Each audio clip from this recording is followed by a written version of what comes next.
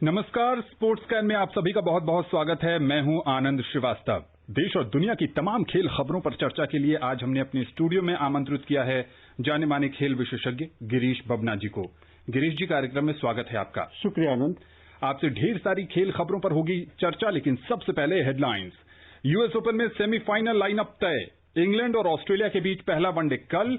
संन्यास से वापसी के लिए युवराज सिंह ने सौरभ गांगुली को लिखा पत्र और brooks Koepka US open golf tournament से हटे। इस समय खेल प्रेमियों की निगाहें वर्ष के चौथे और अंतिम ग्रैंड स्लैम यूएस ओपन पर टिकी हुई हैं। वहां सेमीफाइनल लाइनअप तय हो गए हैं।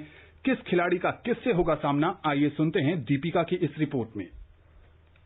Serena Williams, Victoria Azarenka, Dominic Thiem और डेनिल मेदवेदेव ने अपने अपने मुकाबले जीतकर वर्ष के आखिरी grand slam US Open tennis tournament के सेमीफाइनल में जगह बनाई। महिला सिंगल्स क्वार्टर फाइनल में 6 बार की चैंपियन अमेरिका की सेरेना ने बुल्गारिया की स्वेताना पिरोनकोवा को 4-6, 6-3, 6-2 से हराया। सेरेना अपने शानदार करियर में 14वीं बार यूएस ओपन के सेमीफाइनल में पहुंची हैं। सेरेना की अपने घरेलू ग्रैंड स्लैम यूएस ओपन में ये 106वीं जीत है। इस जीत के बाद अब सेरेना को 24वां ग्रैंड स्लैम खिताब अपने नाम करने से केवल 2 जीत की दूरी रह गई है। सेमीफाइनल में सेरेना का सामना बेलारूस की विक्टोरिया अजारेंका से होगा। अजारेंका ने बेल्जियम की एलिस मर्टेस को 6-1, 6-0 से पराजित किया। अजारेंका ने 2013 में यूएस ओपन का फाइनल खेला था और उसके बाद से ये उनका पहला ग्रैंड स्लैम सेमीफाइनल है। वो 2012 और 2013 के यूएस ओपन फाइनल में सेरेना से हारी थी।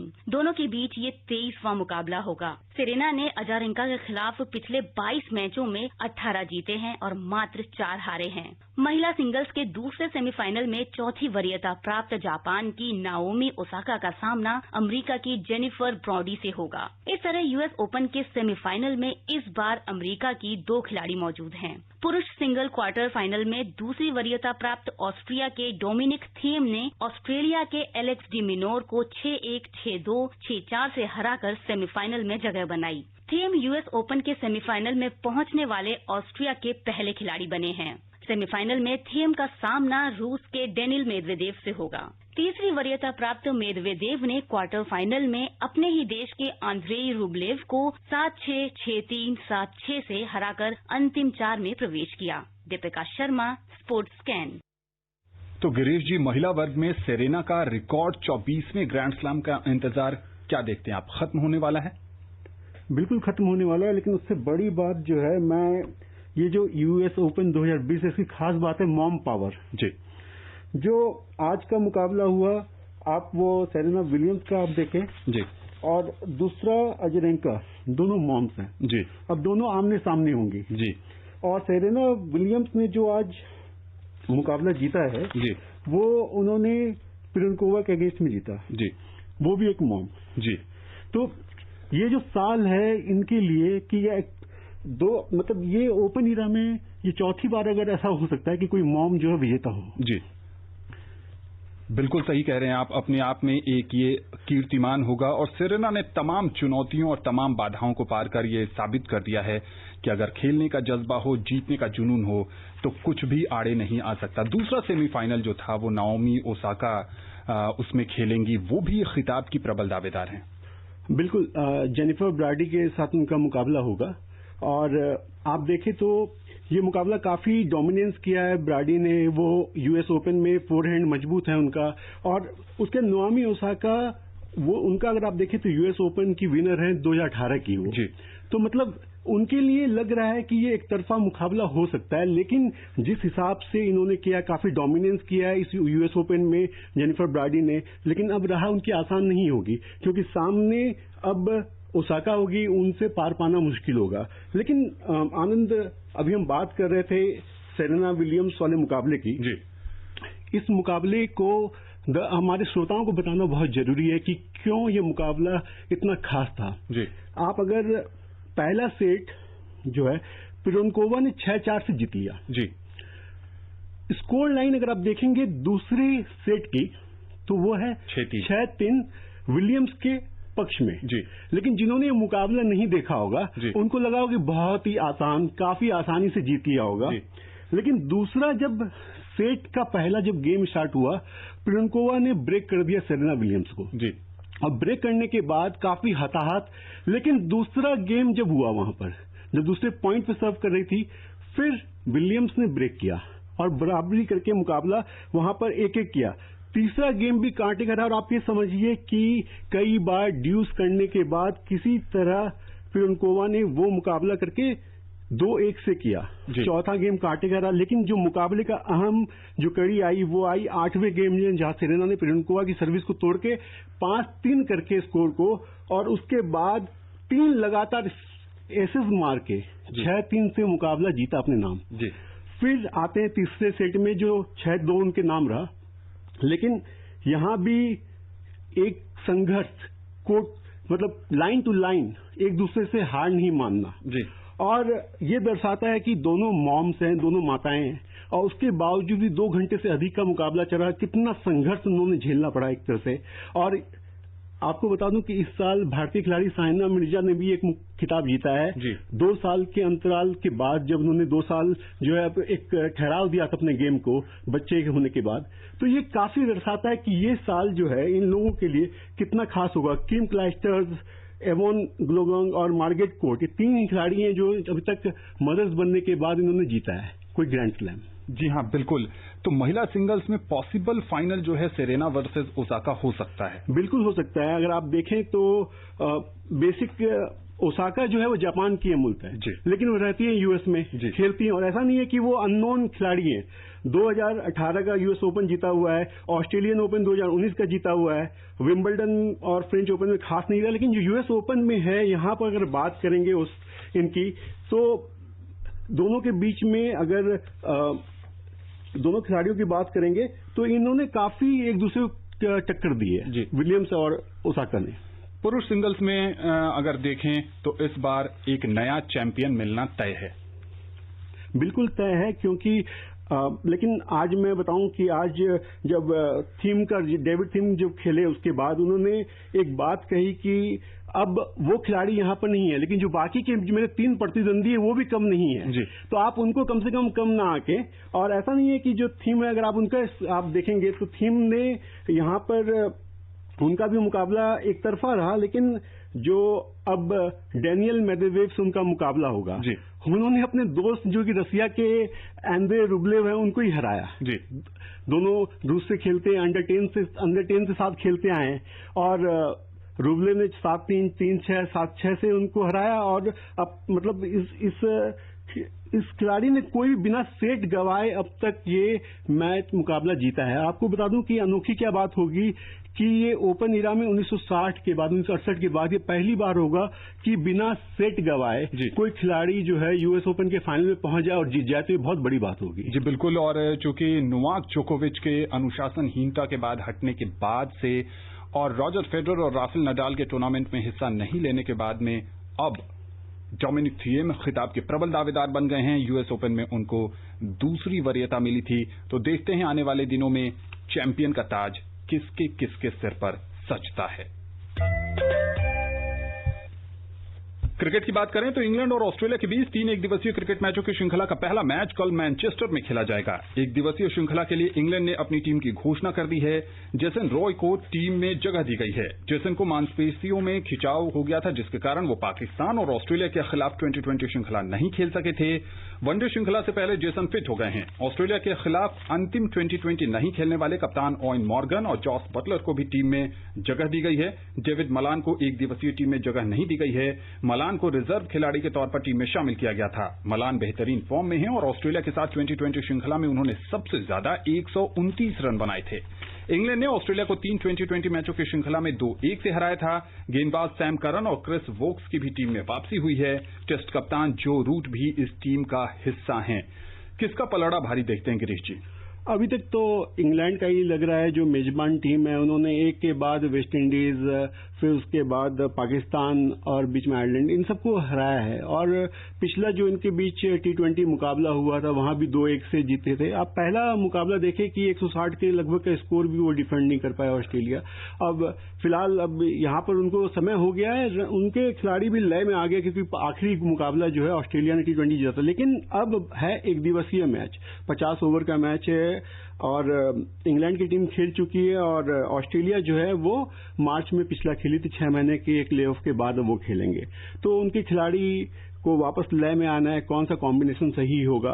और इंग्लैंड की सबसे बड़ी राहत है कि इंग्लैंड के जितने भी खिलाड़ी चोटिल थे, सिर्फ बाकी खिलाड़ी सारे आ गए, यानी मॉर्गन सब फिट हैं और उसके बाद जेसन रॉय भी आ गए। तो बेसिकली पूरी टीम जो है वो लय में दिख रही है मुझे।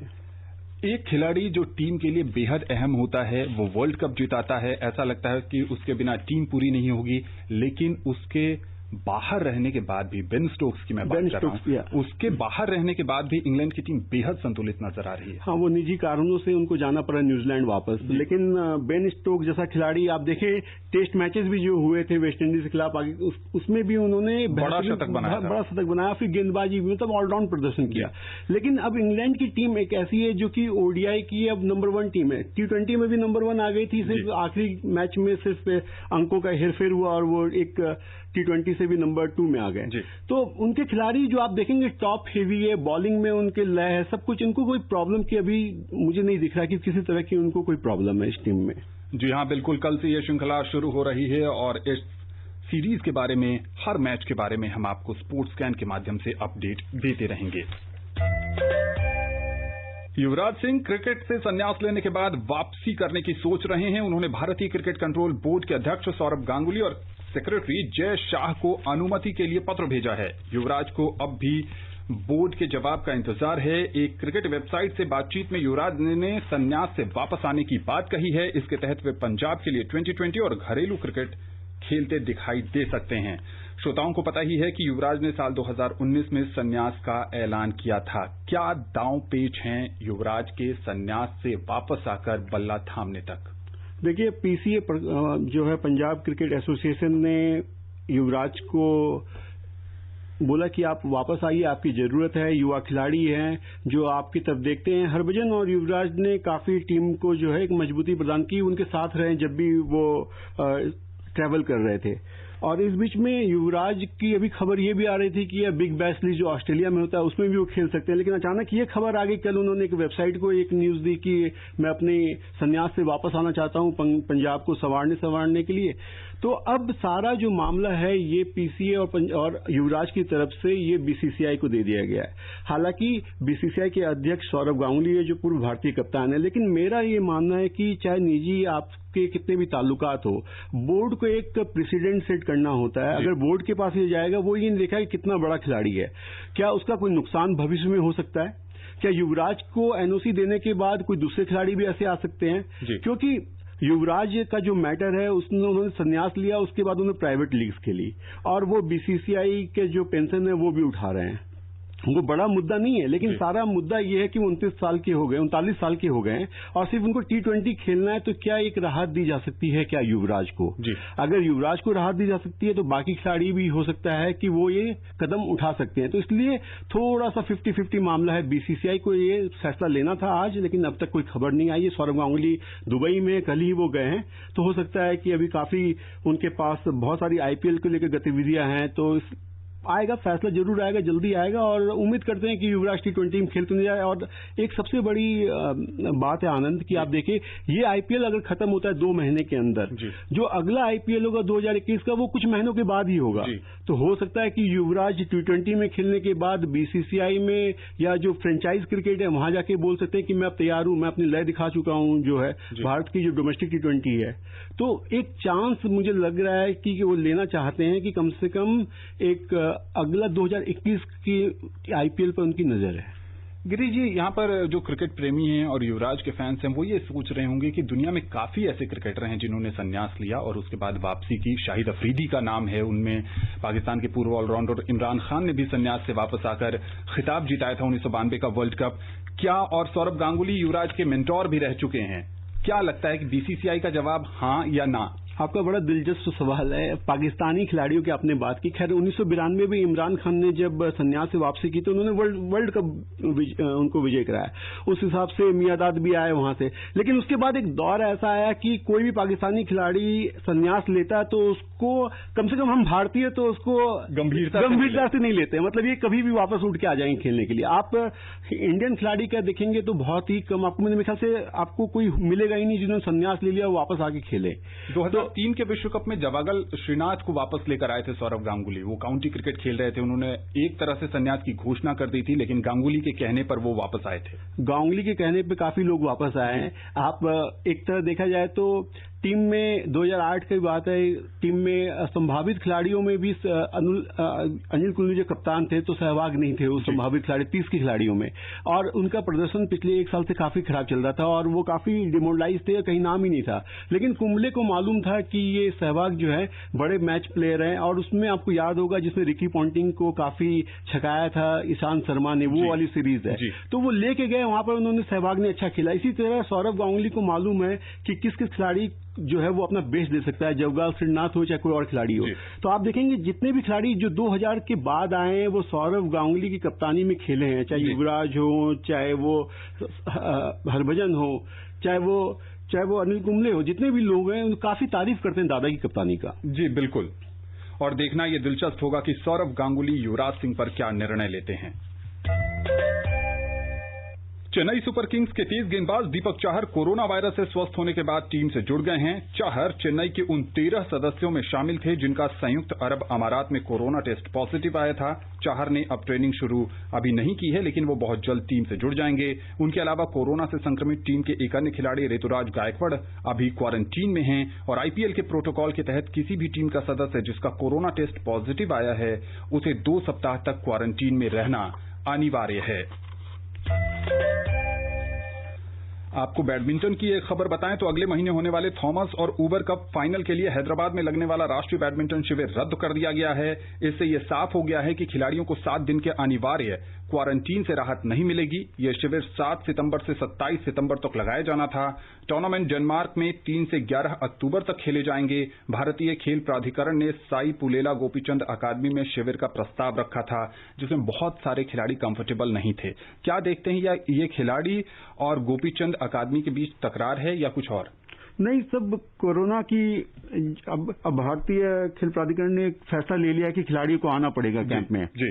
पीवी सिंधु को भी बोला गया, वो भी कही, उन्होंने भी अपनी सहमति दे दी। जी। लेकिन कुछ खिलाड़ियों को लगता है ट्रैवल करना, फिर उसके बाद यहां से बाहर जाना काफी खतरे का समय, और सबसे बड़ी बात है कि इनके पास जो विंडो है वो बहुत कम छोटा विंडो है जी। कि कैसे जाएं उसमें, और उसमें क्वारंटाइन भी होना है और उसके बाद प्रैक्टिस भी चालू करनी है। इस लिहाज से थोड़ा मुझे लगता है जल्द एक आखिरी समय में लिया गया फैसला है, और मेरे हिसाब से तो जो खिलाड़ियों की आप बात करेंगे, वो जो बात बोल रहे हैं उनको सर्वरों पर ही रखना चाहिए, वो प्राथमिकता उनको दी जानी चाहिए। जी हाँ, बिल्कुल, ये बहुत संकट का दौर है और बहुत सारे खिलाड़ी इसमें अपने आप को ढाल नहीं पा रहे हैं, उन्हें कहीं ना कहीं डर है, और ये देखना होगा कि भारतीय बैडमिंटन संघ इस पर किस तरह का निर्णय लेता है। शीर्ष गोल्फर और 2 बार के चैंपियन ब्रुक्स कोएप्का बाएं घुटने में दर्द के कारण यूएस ओपन गोल्फ टूर्नामेंट से हट गए हैं। कोएप्का ने हाल में 10 सप्ताह के अंदर 8 टूर्नामेंट में हिस्सा लिया था। इनमें से उन्होंने लगातार 6 सप्ताह तक टूर्नामेंट भी खेले, लेकिन पिछले साल लगी घुटने की चोट से उबरने के बाद उन्होंने फेडेक्स कप प्ले ऑफ से उन्होंने हटने का ही निर्णय लिया था। कोएप्का की जगह पॉल वॉरिंग को यूएस ओपन में जगह दी गई है। गिरीश जी, एक और क्रिकेट की खबर है, और वो ये है कि दक्षिण अफ्रीका के पूर्व क्रिकेटर जॉन्टी रोड्स आईपीएल के बाद स्वीडन की राष्ट्रीय टीम के मुख्य कोच की भूमिका निभाएंगे। स्वीडिश क्रिकेट महासंघ ने इसकी घोषणा की है। रोड्स अभी किंग्स 11 पंजाब के साथ फील्डिंग कोच के तौर पर दुबई में हैं। महासंघ ने अपने बयान में कहा है कि स्वीडिश क्रिकेट महासंघ ने जूनियर क्रिकेट में निवेश के लिए दक्षिण अफ्रीका के महान क्रिकेटर जॉन्टी रोड्स को मुख्य कोच नियुक्त किया है। रोड्स ने कहा है कि वो इस नई चुनौती के लिए तैयार हैं, क्योंकि ये देश अपने क्रिकेट के लिए मशहूर नहीं है। और चलते चलते आईपीएल से जुड़ी एक और खबर है कि क्रिस गेल, जिनको यूनिवर्सल बॉस भी कहा जाता है, आईपीएल के दौरान क्रिकेट के इस छोटे प्रारूप में 1000 छक्के लगाने वाले विश्व के पहले बल्लेबाज बन सकते हैं। उनके नाम 978 छक्के हैं। गिरीश जी, अब समय नहीं है कि इस पर या किसी और खबर पर आपसे चर्चा करें। आप स्टूडियो में आए और अपनी विशेषज्ञ राय साझा की, आपका बहुत बहुत शुक्रिया। शुक्रिया आनंद। तो स्पोर्ट्स कैन का आज का अंक यहीं समाप्त होता है। पूरी टीम को दीजिए अनुमति। नमस्कार।